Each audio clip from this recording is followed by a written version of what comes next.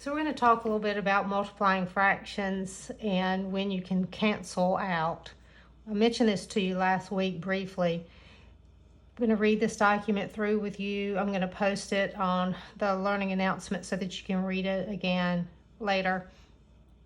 But this says, when multiplying fractions, simply multiply the numerators, the top number of the fractions, and together, and then multiply the denominators, the bottom number of the fractions, together.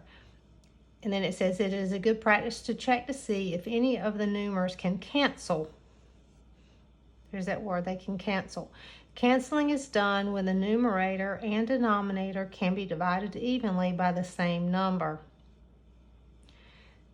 Canceling can happen top to bottom and or diagonally, but never across. We're going to go over that in just a second. Here's your first example. If you have 1/2 times 2/3, if you look diagonally, the 2's are both divisible by 2's.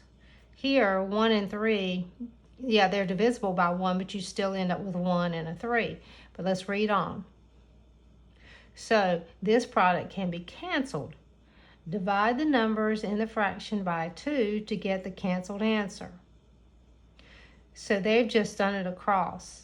I like to keep the original problem and put divided by 2, mark this out, and rename it to a 1, divided by 2, 1. So then I end up with 1 times 1, which equals the 1 that they have, and 1 times 3, which is what they have, is 3. Now, you say, well, Ms. Kakaka, why couldn't I have continued to just go ahead like I do it and then simplify the end? Well, you can, because you're still going to end up with 1/3, right? But the problem with that is that sometimes our numbers can get really, really big when we're multiplying. And if we can simplify before we do the multiplication instead of after we do the multiplication, it's going to make your math easier for you. And we're all about making it easier because we have strategies. Okay, look at this one again. It says the fractions in example 1 can cancel before they are multiplied. All right, so this is what they just did. That's what I was working on up here. You end up dividing by 2, which is 1, dividing by 2, which is 1. 1 times 1 is 1. 1 times 3 is 3. The 2's cancel by dividing by 2. Cross them out and place 1s close by. Now multiply the top numbers together, then the bottom numbers. The product is the final answer. So that is when you would be doing diagonally. So we just talked about cross-canceling with diagonal. So let's look at this next one. This is example 2. So with example 2, you're seeing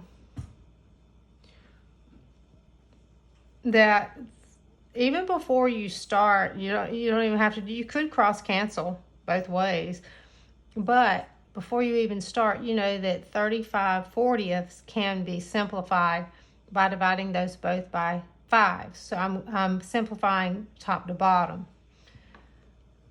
So they're both divisible by 5. So 35 divides by 5 7 times.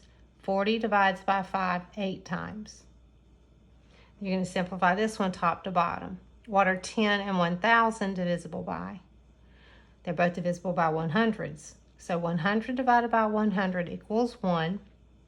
1,000 divided by 100 equals 10. So now we have 7 times 1, which is 7. 7 times 1, which is 7, good. And 8 times 10, which is 80. And it's simplified. Now that would have been, if we'd have gone ahead and done the 35 originally,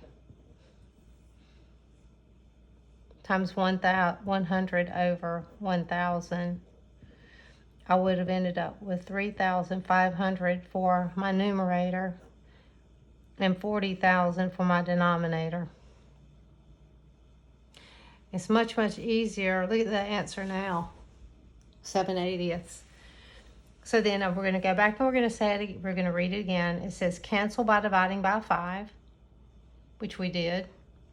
Then cancel by dividing by 100. Again, we're simplifying from top to bottom. We're canceling from top to bottom. And then you've got it all through down, and then you multiply and get the product. All right, you're good with that. Now, they do have an example 3. And when you have a whole number times a fraction, it says it can be written like 3/1, which we already know, because since this is a fraction, the other one number, the whole number has to become a fraction. So then we look at these 3's that are here. They're both divisible by 3's. So you end up with 1 and 1. And 1 times 1 is 1. 1 times 1 is 1. And 1/1 equals 1. All right. We're getting ready to practice this together.